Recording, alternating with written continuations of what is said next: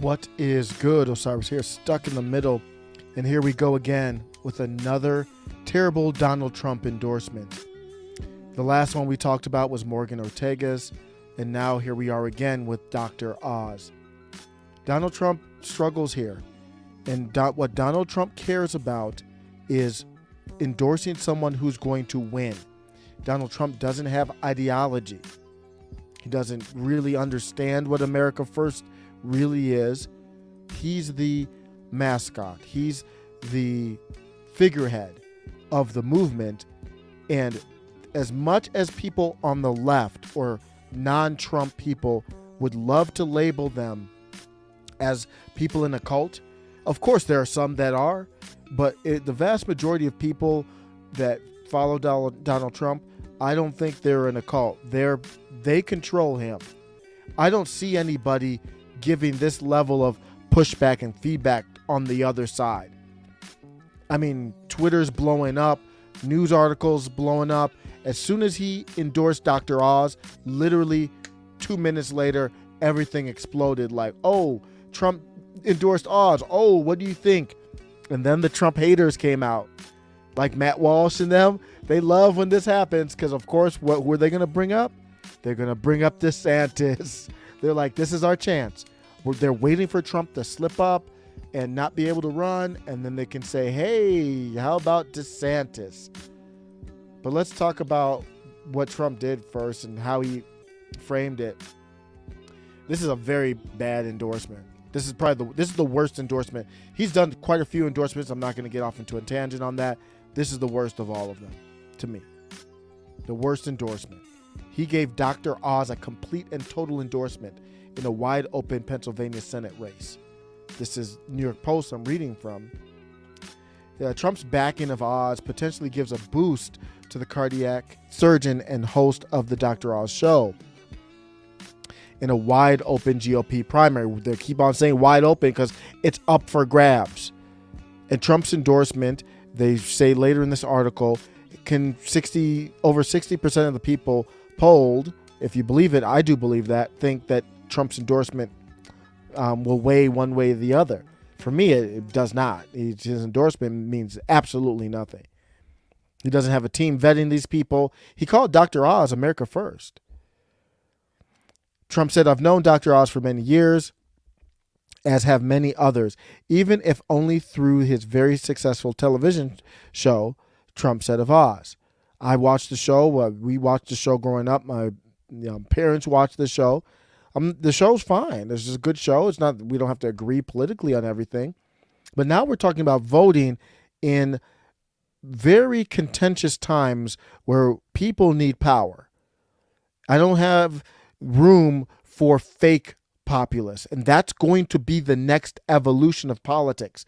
Schumer's already trying to fake like he's a populist, but Pelosi's and the Schumers and the McConnells, they're all going to be gone, and everyone in DC is going to try and fake like they're a populist. Everyone that's in DC will try this, and Dr. Oz is trying to do the shift right now. It worked to get Trump's endorsement. Trump said he's lived with us through the screen. Trump, man, that's rough. I'm not going to say it's a deal breaker for me. If you don't know, I didn't vote for Trump in 2016 or 2020. I voted for Andrew Yang in 2020. It's not going to. I'm still open to voting for Trump because I understand where this is coming from, but it's concerning. It's not good. Somebody on Twitter said it's annoying. I would say it's a little bit above annoying at this point. Like, why doesn't he have a team? Like, what is he doing? He just does stuff. I know his team didn't vet this. He's lived through us through the screen, and that's not a good thing, Trump. He's a Hollywood guy. He's an Oprah guy.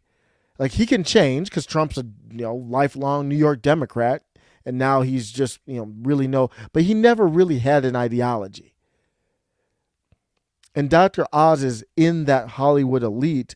And then it's like, oh, I'm in the Hollywood elite. I'm really a Democrat, really. I'm kind of like a Mitt Romney-ish type of dude. But I can kind of, sneak in with this populist group because that's how you want to get through to DC right now. So I can kind of twist it and turn it.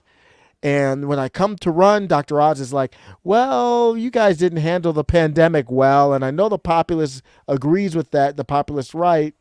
I'm going to try to sneak in that door. Not good, Trump. He's been popular, respected, and smart. He even said that I was, jeez.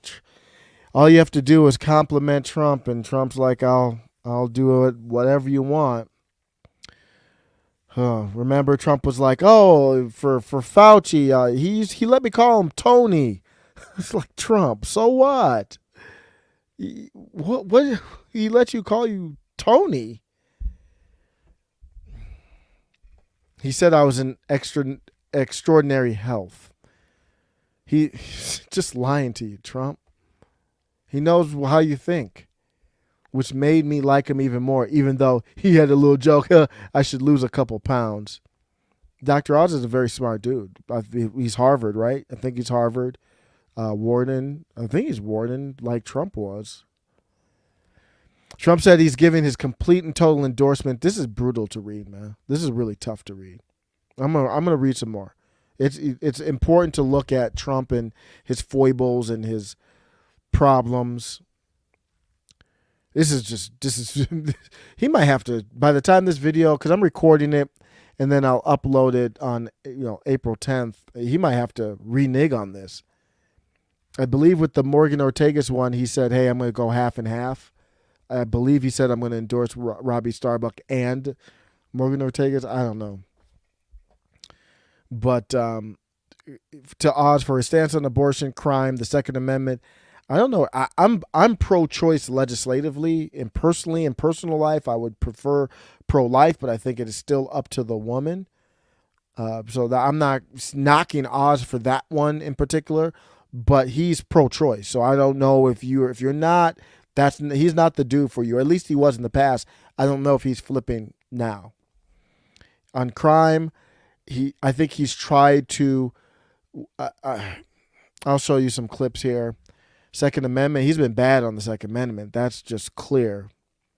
But Trump is bigging him up on these things. Border security, the military education, energy independence, and election fraud. If you want to know where he really stands on some of this stuff and where he's been in the past to compare where he is now, go to Twitter, follow Jack Posobiec, and you'll see.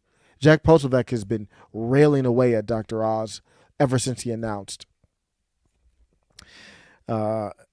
Making him one of the most able. I think I read the election thing here. I'm not alleging anything from the election. I'm just reading the New York Post article. YouTube, alert. I'm not alleging anything. Making him the one most able to win the general election against Democrats, even in cities like Philadelphia and Pittsburgh. Trump wants to win. That's it. That's the reason. He doesn't care. He'll call him America first. Trump said is in his mind, it's like, if I endorse somebody, I want them to win. I don't care if I'm endorsing the right person. That he doesn't look at it like that. So he has to be controlled by us, the people. Women in particular are drawn to Dr. Oz for his advice and counsel, Trump added. Okay. What does that have to do with anything?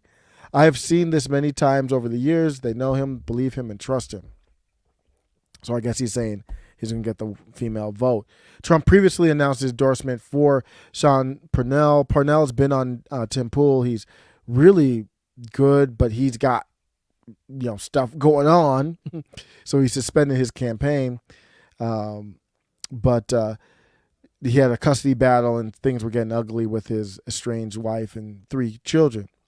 7 candidates will be on the Republican primary ballot, including the current poll leader, David McCormick, a hedge fund manager who led Oz by 9 points in a Fox News poll. The poll found nearly 1/3 of Republican voters were undecided. It's still really up for grabs there.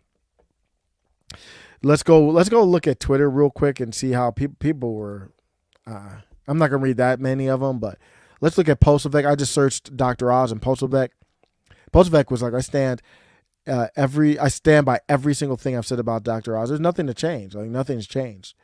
I mean, Posevec would lose his credibility if he changed for what? I mean, there's no reason to change. We know Trump has the propensity to do this type of thing.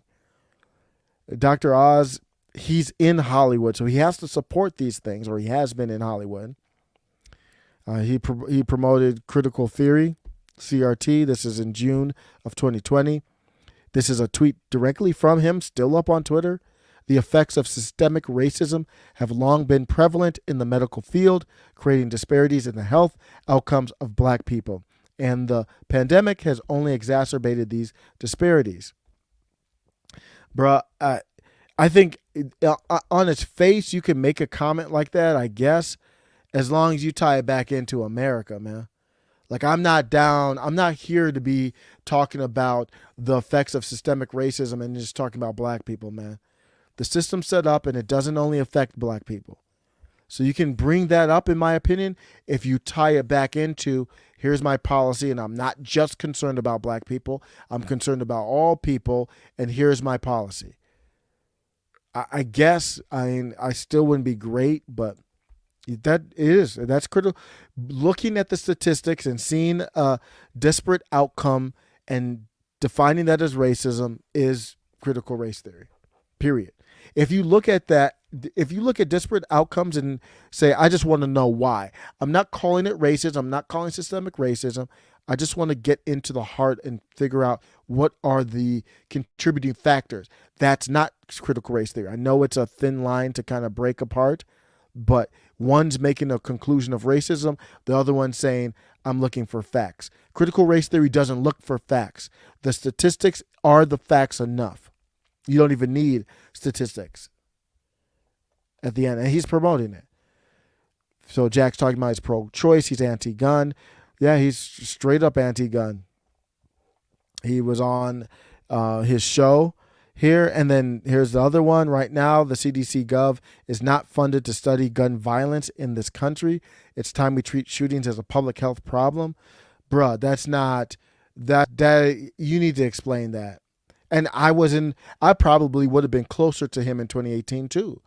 So I would, same thing, if I were running for, I would have to explain that too. I wasn't on Twitter, but he just has to explain it to me. I can explain. I mean, you just look at my videos, the Australia video, all these other things since the pandemic. That's where I'm at now. But I don't know. We would have to get an update of where he is. Oh, this is a troubling one. Here's my end. I'm just going to be out. I can't do this anymore. It's just brutal looking at Trump just fly. It's like a fish out of water. He's just floundering all over the place. It's not as bad as the pandemic stuff. Him touting up Operation Warp Speed and all that kind of nonsense. That was a problem. He flipped on that. He kind of stopped talking about that as much. He's talking more about, I'm not for mandates. He had to mute that, because that was going to be the end of it. I had a video that on the channel called The Fall of Trump, because I didn't know if he was going to switch off of that or not. It was getting really hairy for a second. But here's my takeaway. People were smelling blood in the water. They're just like sharks. I don't blame them. I'm not saying this at all to blame Matt Walsh. This is politics. Matt Walsh tweeted earlier, he's done this multiple times that I can remember. He's done this multiple times. Look at this. Matt Walsh is retweeting every one of Jack Posevic's tweets. Matt Walsh is not a Trump dude, if you don't know that at all. I like Matt Walsh a lot. He's smelling blood in the water, and he does a simple tweet. Who would you prefer in 2024, DeSantis or Trump? And I purposely haven't answered that tweet, because in utopia, like if we lived in just utopia, then I would say DeSantis. Obviously, it's DeSantis. He's the next guy. He knows how to do Washington better. He was great in Florida. I still don't fully trust him, but his actions have proven to me he's doing what I would want, for the most part, from a president or a governor, an executive. And Donald Trump has been wishy-washy, these type of endorsements. DeSantis runs, I don't know who runs his team. I think I actually interact with some of them on Twitter. They're good. They're good. He has a good team. The team is as important as anything else. Trump has his family. That's it. So I would choose DeSantis in a vacuum, but we don't live in a vacuum. So if DeSantis is going to step up, it would have to be MAGA Armageddon, MAGA Civil War, MAGA destruction, MAGA fighting for DeSantis to take over Trump. Is that what you really want? Let Trump get, especially after 2020 ended, people feel like there's unfinished business. So we don't live in a vacuum. I'm going to choose Trump. Who would I prefer? I'm going to wow. So, wow. The Matt Walsh crowd. That might be the Matt Walsh effect. I'm choosing Trump. Who would you prefer in 2024? I'm choosing Trump. Because for DeSantis to overcome Trump, assuming Trump is going to run, that primary would be a bloodbath. I don't need to see that. It's not going to be productive. It's not going to help anything. It would be a disaster. The establishment would be so happy by that. I think that's why they're kind of bigging up DeSantis. They want him to run to kind of fight with Trump, because they can't fight with Trump. Man, that's it. I can't even talk about this anymore. Trump, disappointing once again. Let me know what you think. Take care.